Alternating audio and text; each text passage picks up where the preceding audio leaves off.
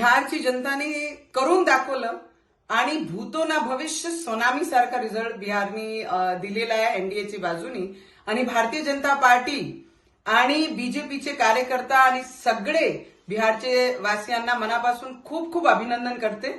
त्यांनी दाखवून दिलं आहे की देशाबद्दल असणारे प्रेम आणि देशाबद्दल असणारी जे इमानदारी आहे त्याच्या बाजूनी बिहारची जनता आणि या देशाची जनता त्यांच्या मागे राहणार आहे आणि ते रिझल्ट त्यांनी दिलेला आहे.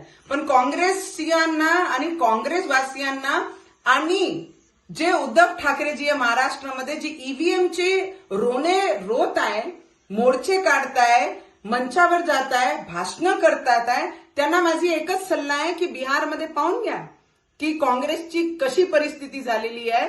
कुठलेही राहिले नाहीये काँग्रेसचे लोक.